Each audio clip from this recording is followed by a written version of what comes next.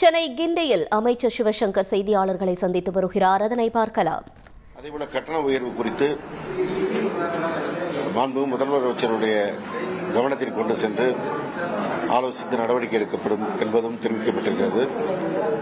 Bike டாக்ஸியை பொறுத்தவரை ஒன்றிய அரசு கொண்டு வந்திருக்கின்ற நடைமுறைகள் நமக்கான சில விதிமுறைகள் எல்லாம் சரிபார்த்து மீண்டும் அவற்றை வரைமுறைப்படுத்துவதற்கான நடவடிக்கை துவங்குவதற்கான அந்த தகவலையும் அவர்களுக்கு தெரிவித்திருக்கின்றோம். எனவே மாண்பு முதலமைச்சர்களுடைய கவனத்திற்கு ஒட்டுமொத்தமாக இவற்றை எல்லாம் கொண்டு சென்று அவற்றை மீது என்ன நடவடிக்கை எடுப்பது என்பதனை அறிவுரை பெற்று இதற்கான தீர்வை சொல்வதாக அறிவித்திருக்கின்றோம்.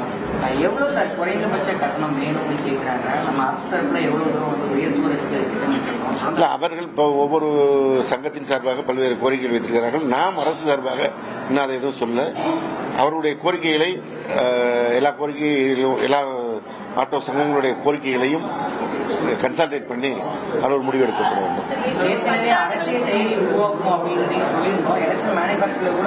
இல்ல அரசு நம்ம அக்ரிகேட்டரா இருக்கும், நம்ம போய் அதை செய்ய முடியாது. அதனால் இந்த சென்னை மாநகரத்துடைய அனைத்து போக்குவரத்தையும் ஒருங்கிணைக்கின்ற அமைப்பாக இந்த ஏற்படுத்தப்பட்டிருக்கின்ற கும்தா மூலமாக அவற்றை நடைமுறைப்படுத்துவதற்கான நடவடிக்கை எடுக்கப்படும். அதற்கான நடவடிக்கை எடுக்கப்படுகிறது.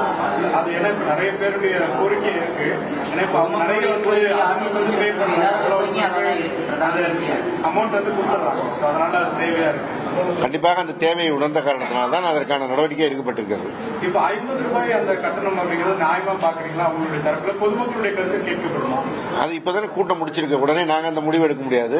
நிதித்துறை மற்ற சட்டத்துறை போன்றவற்றினுடைய ஆலோசனைகள் எல்லாம் பெற்று முதல்வருடைய கவனத்தில் கொண்டு சென்று நடவடிக்கை எடுக்கப்படும்.